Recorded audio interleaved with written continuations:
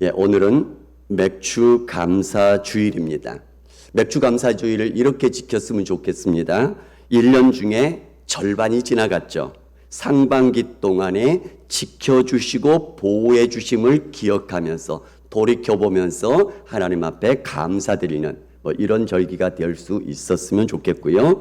또 우리가 추수감사주의를 지날 때에는 하반기 혹은 1년 내내 보호해 주심에 감사해서 이렇게 감사를 드리는 감사가 될 수 있었으면 좋겠습니다. 왜냐하면 오늘날에 특히 이렇게 서울에서 사는 우리들은 거의 대부분 농사하고 상관없이 사는 사람들이 많지 않습니까? 그래서 직접적인 연관들이 잘 없기 때문에도 그렇고요. 그 다음에 성경에 나와 있는 맥추절 그리고 초막절, 어떻게 보면 이것을 또 이렇게 끼워 맞추자 보면은 요것을 맥주감사주일 또는 추수감사주일 이렇게 끼워 맞출 수도 있겠습니다만 이 우리나라하고 그 이스라엘의 계절이 달라요. 그렇기 때문에 요걸 또 맞출 수도 딱 맞게 설명하기도 쉽지는 않습니다. 맥추절은 곡식의 낫을 대는 첫날부터, 그러니까 첫 소출 1년 중에 그걸 기념하면서 하나님 앞에 77절을 지키라. 이게 이제 맥추절이 되는 거거든요. 이렇게 명령이 되는 것이고요.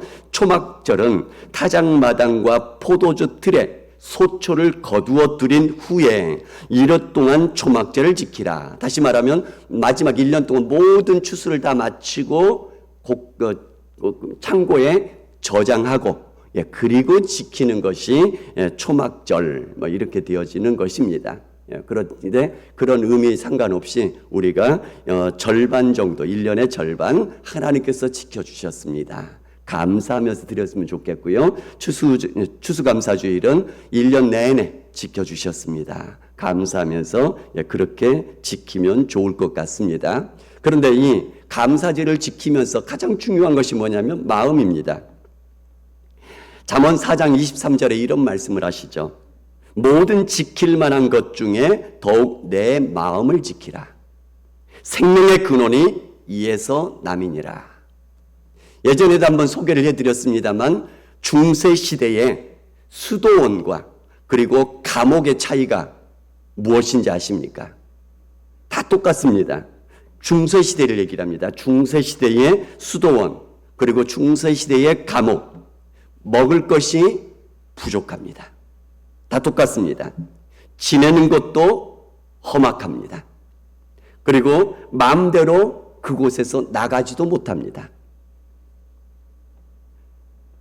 이런 것들 모든 상황들이 막 비슷비슷하죠.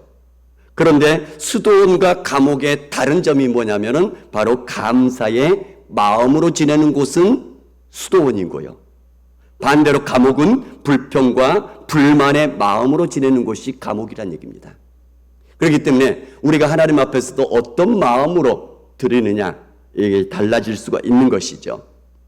감사라는 것은 우리나라 말에도 사전적인 의미로는 느끼는 것, 감동하는 것을 살해한다. 이런 표현이 되는 것이죠. 그러니까 마음으로 느끼고 감동한 것을 살해하는 것, 표현하는 것. 이런 것을 감사라고 얘기를 한다는 것이죠. 그러니까 마음속에, 생각 속에 품고 있는 것으로만은 부족하다는 얘기죠.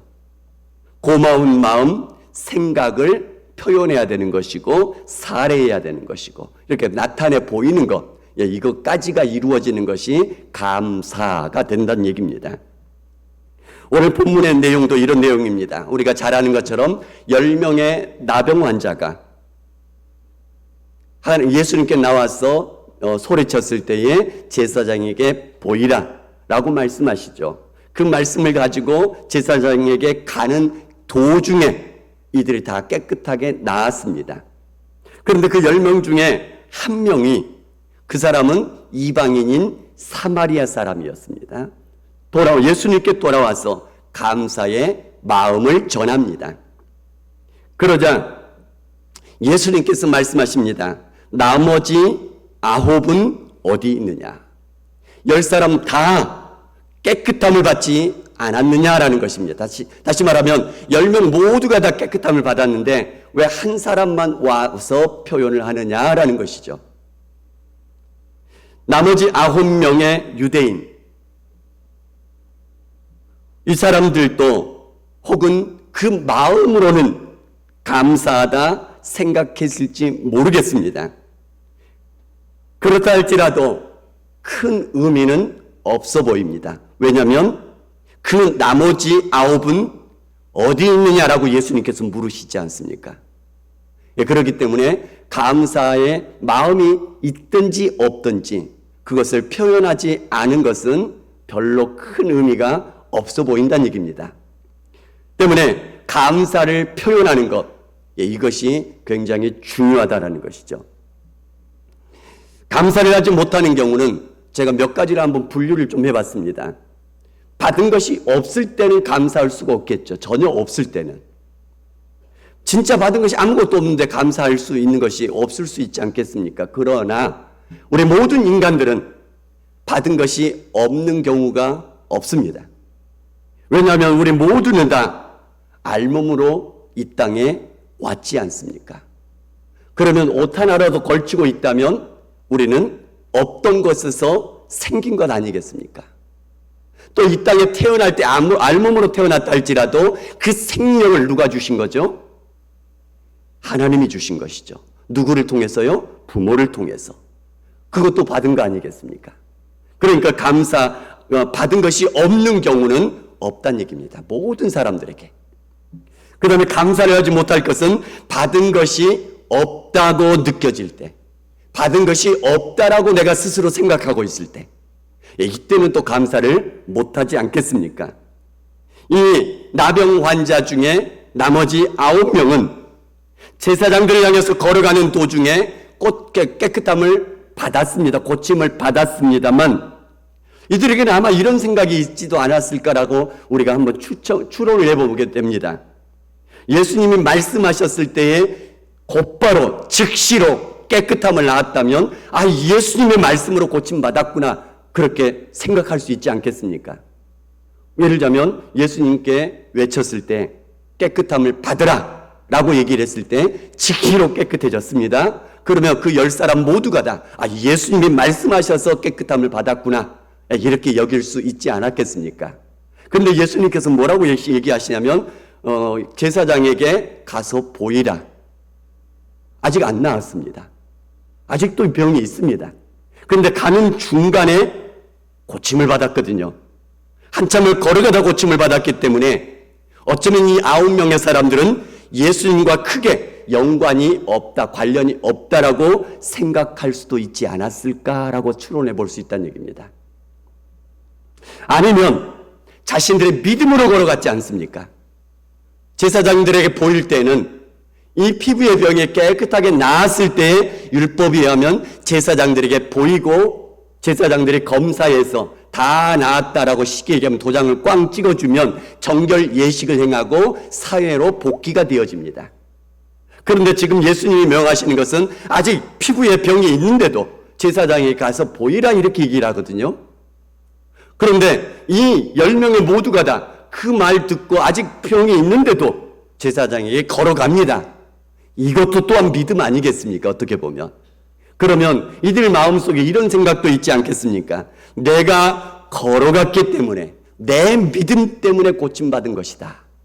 이렇게 생각할 수도 있지 않았겠습니까? 스스로 공치사를 할 수도 있어서 감사를 주님께 직접 받은 것이 없다라고 생각하면 감사할 것이 없게 될 수도 있다는 얘기입니다.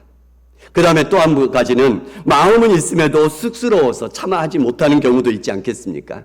우리 대부분의 한국 사람들이 지금은 좀 많이 바뀌어가고 있습니다만 한국 사회의 분위기가 표현하고 말하고 이런 것들이 쉽지 않기 때문에 이런 분위기 속에서 잘 못하는 경우들도 많지 않았습니까? 특히 하나님께 감사하는 것은 그렇다 치고 사람과 사람 사이에서 감사하고 이런 것들도 쉽지 않은 경우들도 많은데 특히나 가까운 사람일수록 그게 잘 안 됩니다.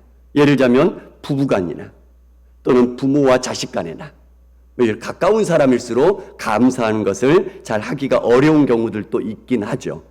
그 다음에 또 하나는 다른 것이 우선이 돼서 뒤로 미루다가 그것을 놓쳐버리는 경우들이 있죠. 어쩌면 나머지 9명은 유대인이었습니다. 예수님께 돌아온 사람은 사마리아인이었죠. 유대인들은 율법에 대해서 잘 알죠. 병이 가다가 나았습니다.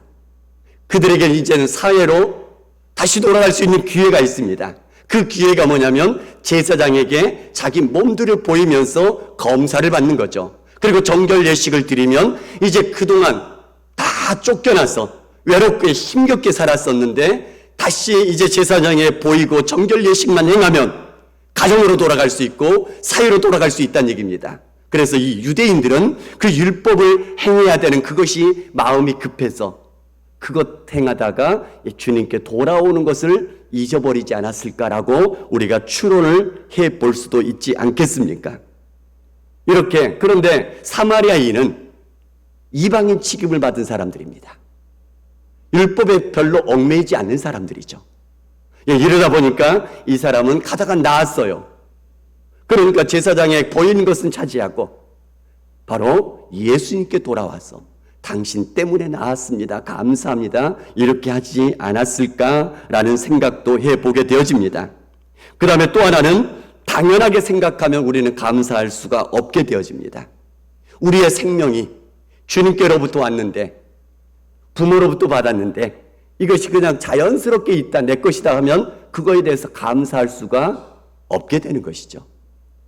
마찬가지로 하나님께서 주신 것들도 인해서 당연하게 여기게 되어버리면 하나님이 특별히 주셨다라고 여기지 못한다면 우리는 감사할 수 없게 된다는 얘기입니다.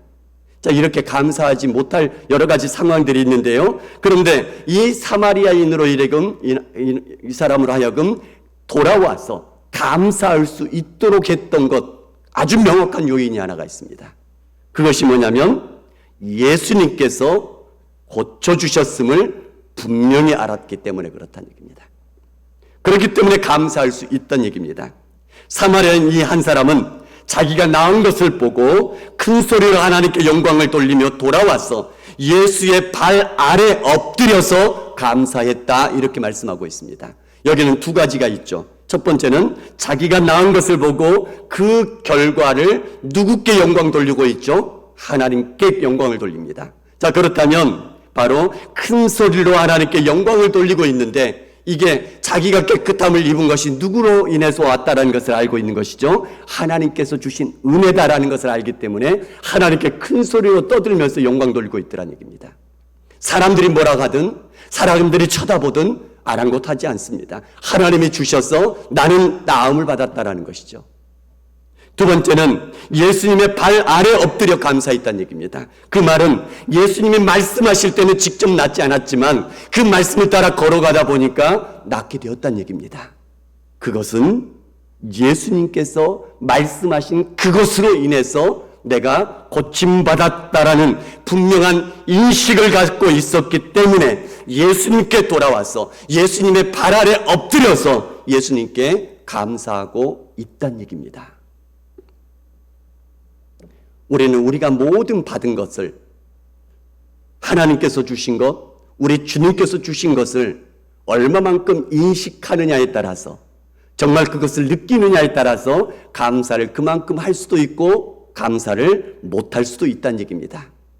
그래서 제가 항상 말씀을 드리는 성경 말씀이 있습니다. 신명기 8장 17절 18절 신명기 8장 17절 18절에 이렇게 말씀합니다. 그러나 내가 마음에 이르기를 내 능력과 내 손의 힘으로 내가 이 재물을 얻었다 말할 것이라.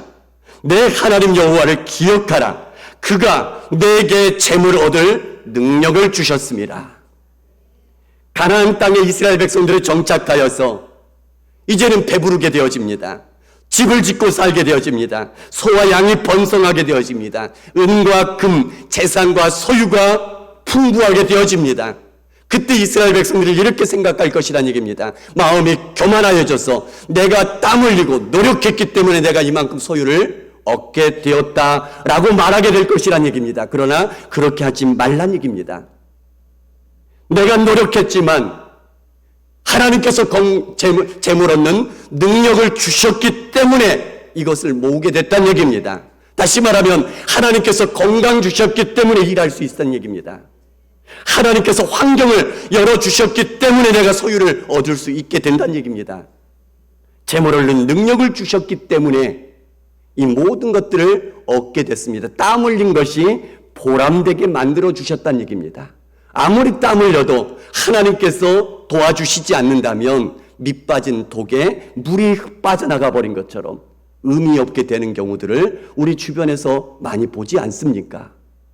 그렇기 때문에 이 모든 것, 내가 노력했지만, 내가 땀 흘렸지만, 그래도 하나님께서 도와주셨기 때문에, 재물 얻는 능력을 주셨기 때문에 이것이 주님께서 주신 것입니다.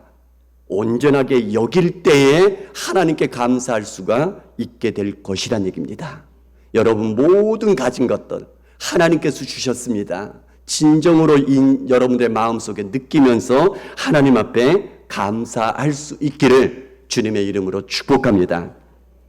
자, 그러면 감사하게 되어지면 우리가 잘하는 것처럼 더 큰 감사를 할 수 있도록 주십니다. 더 많은 감사할 것들을 주십니다. 영적인 은혜까지 주십니다. 오늘 말씀해 보게 되면 일어나 가라, 내 믿음이 너를 구원하였느니라, 이렇게 말씀합니다. 그런데 이 사람들이 멀리 서서 10명이서 예수님 부를 때 뭐라고 불렀죠? 예수 선생님이여, 이렇게 부릅니다. 아직 그들에게는 구원이 없습니다. 구원에 대해서 잘 모릅니다. 그러나 구했을 때 그들의 질병을 치료해 주셨죠.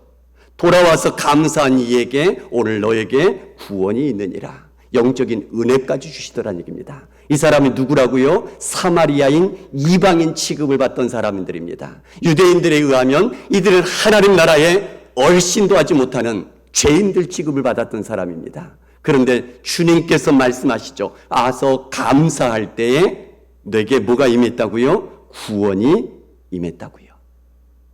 주님의 은혜가 임하게 된 것이란 얘기입니다. 우리가 잘 아는 것처럼 하나님 앞에 감사하게 되어지면 하나님께서는 더 많은 감사, 더 큰 감사, 영적인 더 큰 은혜로 채워주시는 것이 성경의 원리인 것을 아시기 바랍니다. 길갈에 돌무더기 12개의 돌무더기를 보시기 바랍니다. 요단 강바닥을 건너가면서 홍해처럼 갈라진 그 길을 건너가면서 그 강 가운데서 집어온 12개의 돌을 길갈에 쌓아 놓으라고 얘기를 합니다. 그 이유가 뭐냐면 은혜를 잊어버리지 말고 늘 감사하면서 그 은혜를 유지하면서 나아가란 얘기입니다. 자녀들에게도 이것을 가르치라라고 명령하고 계시는 것입니다. 가나안 정복 전쟁을 할 때에도 이들은 서쪽으로 가서 치고 난 다음에 다시 길갈로 가서 그 돌무더기 안에서 감사합니다. 남쪽을 가서 치고 난 다음에 다시 길갈로 가가지고 바로 곧장 북쪽으로 가는 것이 아니라요, 다시 이 길갈로 가서 길갈에 있는 돌무더기에서 다시 하나님 앞에 감사합니다. 그리고 또 북쪽 가서 북쪽과 전쟁을 합니다. 왜요? 하나님의 은혜를 확인하라는 얘기입니다. 하나님의 은혜 아래서 감사하면서 계속 나아가라는 얘기입니다. 솔로몬이 왕으로 등극이 되어졌습니다. 기브온, 그때는 성전이 없을 때입니다. 기브온 산당에 가서 1,000번제를 드리죠. 감사의 마음으로 1,000번제를 드립니다. 그러자 하나님께서 꿈에 나타나셔서 무엇을 축복해 주시는 거죠? 무엇을 줄까 했을 때 지혜를 주십시오. 그러자 지혜뿐만 아니라 부귀와 영화까지 주셨습니다. 그런데 그 다음 성경을 자세하게 읽어보시기 바랍니다. 뭐라고 나오냐면요, 이렇게 말씀합니다. 여호와의 언약궤 앞에 서서 번제와 감사의 제물을 드리고 모든 신하를 위해서 잔치하였다라고 얘기를 합니다. 지혜와 부귀와 영화를 주시니 다시 한번 여호와의 언약궤 앞에서 번제와 감사의 제사를 드립니다. 그러자 하나님께서는 뭘 또 주신지 아십니까? 하나님의 성전을 짓는 영화를 주시더란 얘기입니다. 하나님께서는 감사드릴 때에 더 큰 감사, 더 큰 영화로운 감사거리를 계속해서 주시는 것을 보게 되어집니다. 다니엘이 포로 생활합니다. 쉽지 않죠. 비참하죠. 그런데 이 포로 생활 속에 다니엘서를 가만히 보면 자기에게 지혜를 주신 것, 재능 주심에 하나님께 감사의 기도를 드립니다. 감사를 드리죠. 그러자 하나님께서 뭘 주신지 아십니까? 왕의 꿈을 해석하는 능력을 주십니다. 그래서 높은 지위에 올라가게 만들어 주시죠. 어려운 가운데에서도 그 가운데서도 하나님께서 주신 지혜에 감사하고 재능에 감사했더니 하나님께서는 그 느부갓네살 왕의 꿈을 해석해 주는, 꿈을 얘기해 주지도 않았는데 하나님께서 꿈까지 알게 해주시고 이렇게 은혜 베풀어 주셔서 더 높은 지위까지 누리게 만들어 주시는 은혜로 베풀어 주시더란 얘기입니다. 몇 주 동안 지금 계속 말씀드린 말씀입니다. 낮도 창 만드신 이가 밤도 지으신 여호와 하나님이시란 얘기입니다. 평안도 지으신 이가 환난도 만드신 하나님이시란 얘기입니다.